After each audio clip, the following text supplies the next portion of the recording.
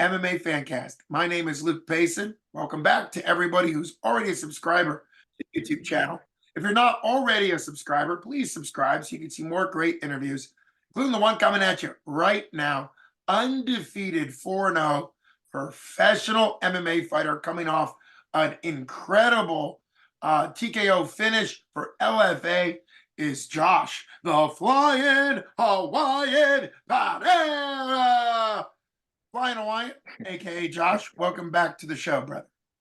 Thanks for having me, man. Always an honor, always a privilege to be on here. I feel the same way. Thanks so much to squeezing me in. You got a huge win on the 29th this weekend for LFA 180. Won in the second round by TKO. They do say specifically punches to the body. Can't wait to hear about that. But before we get there, let me set up the fact that this was against Jesse Martin Tilly, Martinelli,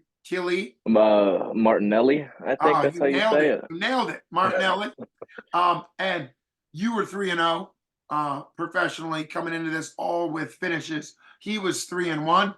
So this finish against a 3-1 opponent really matters. So let's back up a little bit. What was your thought process kind of on the level of the opponent you were coming into? LFA is obviously a place you fought for before. They're known to be kind of higher level. So what was your thought process coming into it? And then give me round one and round two as we walk through the fight.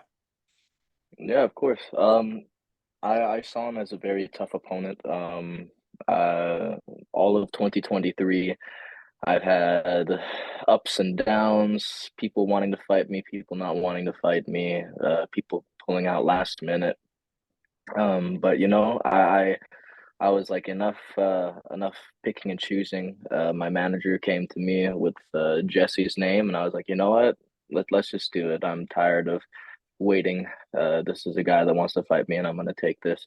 He's getting ready for this fight. I picked up the wrestling, picked up the clinch, picked up everything. I neglected the uh lifting weights. Well, not as much, but focused mainly on cardio, footwork, and just all around not getting tired. And that's what happened in the fight. Very tough guy. The first round started, he just pressed me back immediately. Got in a leg kick, knocked him down.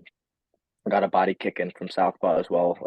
Kind of toppled him over, and then he immediately went in for the double. I saw it coming. I was kind of a little slow to react, but he got me up against the fence, broke off, engaged, and just got into my flow. Once I get my flow, it's hard for me to stop. But it was. I saw all of his openings, all of his him trying to feint back at me, but me moving from different stances, not standing in front of him like how I usually do in my fights. I didn't give him a straight line of attack to take me down, and as soon as that happened, as soon as I was able to find my range, I just let it go. I hit him with everything in the kitchen sink. He was a tough guy. I'll give him that. He was extremely tough. We got into a clinch exchange. I busted him open with a knee on the right underneath his eye here, and he still kept pressing. He still kept pressing forward. I hit him with a wheel kick. He shook it off. He kept trying to get me back, my back on the fence to go for his takedowns. He tried to swing out, and I was able to just cover him immediately. Being able to just flow between my different styles of martial arts and just implemented my game plan. Second round started. He came a little heavier, and I just kind of relaxed a little bit more. It was almost like tick for tack. I'd hit him a couple times. He would try and swing big, and get me back. And eventually, I was in southpaw. I jabbed my way in, kick to the inside of his leg because he was orthodox, and he started pressing heavy into me. He hit me with a jab, and I saw the right hand coming, so I slipped. I threw a cross body, lead hook high, and I saw him wobble. I was in southpaw because I wanted to get that angle, but then I just switched back to orthodox, got the knee right up the middle. He fell back. I got some ground and pound in, And yet again, this guy, Jesse Martinelli, he was so tough. Um, I was hitting him with elbows. Rob Mooney was standing right above us. You got to do something. You got to do something. I was just hitting him. I was like, dude, just just stop, just stop. But he just pushed me off. I had him in the clinch. I hit him with the knee while he was on his way up. And then I saw the opportunity for a body hook, left hook right behind it, and that was the fight, you know. But just I can't force the finish. You got to find it, you know. You got to let the fight progress. So, you know, I knew I was going to be able to counter everything that he had for me, but uh yeah, it was one of my better performances. But you know, I can't stop watching my fights. I'm a perfectionist. I try and make sure everything is perfect. There's some things that I wasn't proud of that I did, and uh as soon as I'm all healed up, and I'm gonna go right back to the gym and get right back to work. Well, before we jump into your takeaways and you training at Immortal MMA and all of that, it really shows you've always been known as a high IQ, great fighter at flyweight. You had 5 or 6 wins as an amateur, only one loss your debut. The Martinelli gentleman that you defeated was 6-0 or 7-0 as an amateur, 3-1 as a pro coming in to fight you. But it's important to note that you had 3 wins as a pro, all from finishes. He had 3 wins, all from finishes, and that's the leveling up. Obviously, he was looking to level up. It didn't happen that night for him. We wish him all the best going forward because you said how tough he was. But that's the type of leveling up that you're capable of, and clearly that you showed. I love that expression. I'm going to try to use it in future in future podcasts. That don't force the finish, find the finish, because sometimes you could kind of watch MMA fighters that understandably get dialed in and they forget some of the other weapons, whether it's different types of strikes or different types of submissions, and they could gas themselves out or whatever the situation is. So really great variety for you. What was the part, now that you've had a couple days to process it? What was the part of the fight that you are most satisfied of? Was it your cardio? Was it kind of the prep work coming in? Was it making in cage adjustments? And you said switching between South and Orthodox. What do you think was kind of the big? Because I know you're critical of yourself, which is great. You got to be honest. You got to be looking for progress. But what's the takeaway that you are happy with?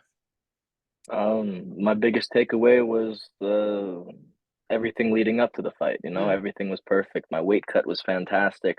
Didn't feel overly drained. I could have made weight 2 days mm, before the fight. You know, my warm up leading up to the fight, having the weights in your corner. You know, Matt Brown, Mark Coleman, my striking coach Shane Nietzsche. Just the way that we just flow together. He really mimics my opponent very, very well, and it's just a great experience just hitting pads with him. He's great. He's always on point. Cameron Knight, my jujitsu coach as well. Just you know, just small things that even he sees when we're having our Shark Tank rounds. Just do mm. this, do that, and I try and always improve it every single time. Just my cardio felt fantastic. I was having full conversations with Matt and Shane while we were in the cage as well. Um, uh, I felt like I could have gone 5 rounds if I needed to, you know. Um, but being able to flow between different stances, and adjust mid fight, because he kept Martinelli, he kept like being aggressive, being defensive, being aggressive, Mm. being defensive. So I had to find that, you know, that push pull with him. Instead of meeting him directly, I had to, you know, back off, then advance, back off, and then advance, lay my traps, and then eventually I saw the opening. So Yeah, yeah, and just very, very happy with everything. Yes. I'm glad you mentioned a Hall of Famer in your corner, Mark Coleman, and I would hazard a guess to say future Hall of Famer in the immortal Matt Brown, given his body of work in the UFC. There's so much we could talk about there. I encourage everybody to go back and watch all the videos. You've been very kind with your time, both as an amateur and coming up into the pro. Got a ton of interviews with you. You cover a lot of different stuff. But I think this is the first time you alluded to something very important, because at the UFC level and maybe a couple other championship level, the championship rounds at the professional level is 5 fives or 25 minutes, which you alluded to. For you, knowing that you feel comfortable that you could go 25, is that you also mentally preparing for the fact that you're 27 years old, you're 4-0 as a pro, all finishes, and obviously as you continue to level up, there very well will be, could be, likely will be a championship in your future. Is that one of the things that you're mentally always preparing for, so that when you get there, it's not, doesn't feel like a surprise? Yeah. I have great coaches, great teammates that make sure my head is in the right place. I'm not looking too far forward into the future, of course, because last time I did that, I had a fight that came up very, very close. But enough of that. I I stay I just stay ready, you know. I no need to get ready if you stay ready. I have the hardest rounds, the hardest training sessions, or the hardest fights while I'm training, you know. The fights, the easy part, the fights where I get to express my martial arts and my skill set in front of an audience, you know. It yeah, it's just always being ready, I guess. Who knows? Um, maybe next year, who knows? But I'm just gonna keep doing my thing. Yep, keep doing your thing. When you were talking about your hardest fights being in training, I thought that you really do embody the mindset. Probably your coaches do too, obviously, as everybody out of that gym, but you embody that mindset, you know, train hard, fight easy. And that is a great mindset. You could change that to anything. If you're cross country, you could say train hard, run easy, or whatever it is. But that is the mindset that when you train to the point where whatever your performance is easy, that gives you a mental edge. It also gives you obviously a physical edge as well. Always a pleasure having you on. Can't wait to have you back on to preview your next fight, whether that be LFA or other things. For people that may not know, Dana White Contender Series is typically a summer show, and they typically like people that are, I'd say, 6-0, 7-1, 5-0, 4-0 might be just a bit on the small side for them. But I know one thing that Dana White talks about for the Contender Series is finishing rate. That's why I opened up. But obviously, LFA, any other promotion, I know you fought at Iowa Combat. They're all part of your journey. They're all part of your story. So can't wait to have you back on whenever your next signed fight is. Just an honor to have you on. Shout out to everybody. I know Lucas Siebert is a big fan of yours, and you got a lot of. He's not a fan. He's one of my best friends, and I'm always glad to get training with him as well. One of your. I know he just signed a great Yes, deal with 247 as yes, well. he So did, and this is yeah. public news. Lucas the Sniper Siebert was the second ever professional fighter behind Justin and General Patton, which is great company there, to sign an exclusive 247 deal, which is great for 247. It's great for Sniper Siebert. So things are going well. I know there's a lot of good things happening. It's always great having you on the show. You've been listening to Luke Payson for MMA Fancast with Josh the Flyin Hawaiian Perreira. Thanks so much for coming on the show. Congratulations again. And I can't wait to have you on next time. Appreciate you, Luke. Always an honor. A quick shout out to a couple of my sponsors. Cisco with Dope Soul Tattoo. Appreciate you, man. Aloha Beef Chips, Immortal Coffee, Immortal Meals, Immortal Diet Optimization, my boy Eddie. All of my coaches, my manager Rick Voorhees, some of my best friends and training partners, Lucas, Cam, Miles, Malik, Adam, Jaden, Josiah, you know, always appreciate those guys. Thanks again, Luke. Appreciate you, man. Absolutely appreciate you. And a shout out to all your sponsors. That's a big part of the story and the journey of all fighters, amateur and pro. Makes a big difference in their ability to focus and train. And then also all the training partners you mentioned and more. You can't really fight without the training in the gym. So shout out to everybody. Thanks so much for coming on the show. Sweet. Thanks, Luke. You got it.